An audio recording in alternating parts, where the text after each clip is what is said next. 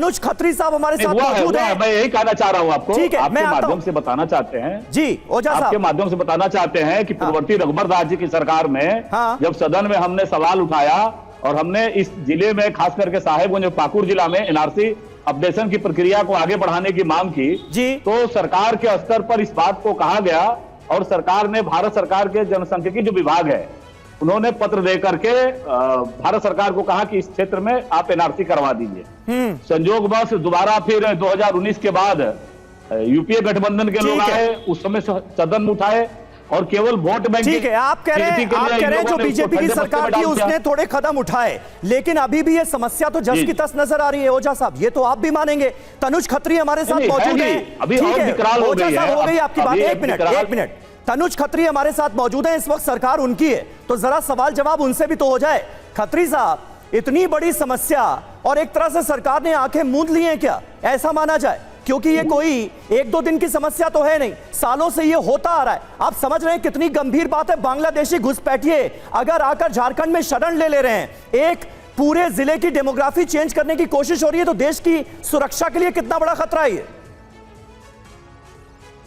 तनुज खत्री साहब से हमारा ऐन मौके पर संपर्क टूट गया। मौलाना साजिद रशीदी मुझे स्क्रीन पर इस वक्त नजर आ रहे हैं। साजिद रशीदी साहब, आपको भी चिंता होती है क्या? बांग्लादेशी घुसपैठिए किस तरह से झारखंड के कुछ जिलों पर उसकी डेमोग्राफी चेंज करने के लिए काम कर रहे हैं, यहां से आकर और यहां की लड़कियों से शादी करके वो यहीं पर जम जाते हैं, आधार कार्ड बनवा लेते हैं और सारी फैसिलिटीज लेते हैं।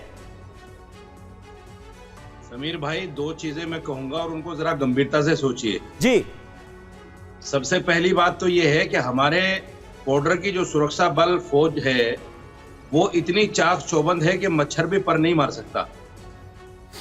अगर कोई ये कहता है कि घुसपैठिए आ रहे हैं, तो कहीं ना कहीं हम अपने सुरक्षा बलों को, अपनी आर्मी को, अपनी फोर्सेस को कहीं ना कहीं नीचा दिखाने का काम कर रहे हैं। क्या हमारी फोर्सेस उन लोगों को, घुसपैठियों को अंदर आने देने का काम कर रहे हैं या उनसे पैसा लेकर अंदर बुला रहे हैं? ये किस तरह का मतलब आप जो है बताना चाहते हैं कि भाई अंदर क्यों आ रहे हैं? दूसरी बात, जब वो अंदर आ जाते हैं तो उनके राशन कार्ड कैसे बन जाते हैं, उनका पैन कार्ड कैसे बन जाता है, उनका आधार कार्ड कैसे बन जाता है? यही तो सवाल है रशीदी साहब कि जो लोकल प्रशासन है वो इतना मुस्तैद नहीं है। करप्शन को खत्म करेंगे, रशीदी साहब, करप्शन को बढ़ावा मिल रहा है। यही तो सवाल है कि जो लोकल प्रशासन है वो इतना मुस्तैद नहीं है और लोग बहला फुसला कर लोगों का धर्म परिवर्तन करा रहे हैं, लड़कियों का। यही तो आरोप है और अब तक एक्शन नहीं हुआ है कुछ भी इस पर, और बीजेपी स्वीकार कर रही है, बीजेपी के विधायक स्वीकार कर रहे हैं। मैं आऊंगी रशीदी साहब आपके पास। एक बड़ी खबर बता दें, बीजेपी सांसद निशिकांत दुबे ने एनआरसी की मांग की है। 4 जिलों में घुसपैठिए लगातार पैठ बनाकर रखे हुए हैं। निशिकांत दुबे ने कहा इस समस्या के सोरेन सरकार जिम्मेदार है। इस समस्या के लिए जो जिम्मेदार है वो सोरेन सरकार है, झारखंड की सोरेन सरकार है। आदिवासियों के लिए यदि यहाँ डिलिमिटेशन नहीं हो पाया, उसका कारण यह है कि आदिवासियों की संख्या घट गई। उस कारण से 1 लोकसभा और 3 विधानसभा की सीटें संथाल प्रधान की जो है गैर आदिवासी हो गई और वो सभी के सारे लोग जो है वो मुसलमान हो गए। और इतनी बड़ी संख्या में जब देश में कहीं जनसंख्या नहीं बढ़ रही है, तो साहबगंज, पाकुड़, गोड्डा और जामताड़ा में बढ़ने की क्या कारण है? कारण ये है कि वो सभी बांग्लादेशी घुसपैठिए हैं। यहाँ एनआरसी लागू करना बहुत ज़्यादा जरूरी है और इसमें जो राज्य सरकार उनको सहयोग कर रही है। वोट बैंक की राजनीति है और वोट बैंक की राजनीति का जब तक समाप्ति नहीं होगा तब तक। निशिकांत दुबे को सुना, वो कह रहे हैं वोट बैंक की राजनीति है और इस वजह से जो पीड़ित पक्ष है उसकी सुनी नहीं जा रही और समस्या बहुत ज्यादा विकराल होती चली जा रही है। हमारे साथ जेएमएम के स्पोक्स पर्सन जुड़े हुए हैं, तनुज खत्री साहब हमारे साथ जुड़े। तनुज खत्री जी, आपने सुना होगा निशिकांत दुबे को, उन्होंने कहा कि ये पूरे झारखंड में समस्या नहीं है, जो नॉर्थ झारखंड है वहां के 6 जिले इतने प्रभावित हैं कि कोई रोक टोक नहीं है। जो बांग्लादेशी घुसपैठिए आ जाते हैं वो आराम से आ जाते हैं, यहाँ पर सरकार सोई हुई है।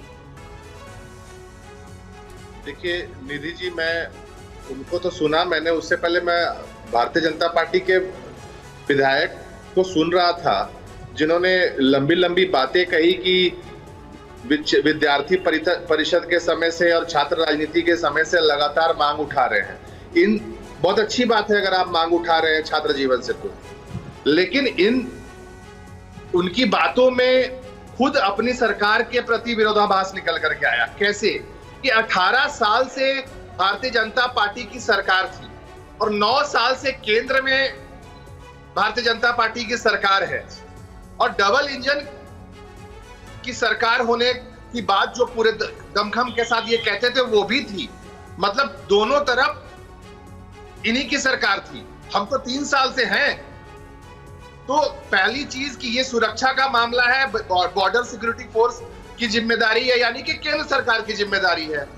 तो आप वहां भी नहीं तनुज खत्री साहब, लेकिन ये तो पल्ला झाड़ना हो गया ना। बीजेपी के प्रवक्ता से बीजेपी की सरकार को लेकर सवाल हो चुके हैं कि कब उनकी सरकार रही, ये समस्या पहले की, ये सारी बातें हो चुकी हैं। उसे रिपीट मत कीजिए। आप अपनी जिम्मेदारी से पल्ला तो नहीं झाड़ सकते ना तनुज खत्री साहब, अभी आपकी सरकार है। लिया आपने प्रत्युष जी, नहीं जवाब आया ना।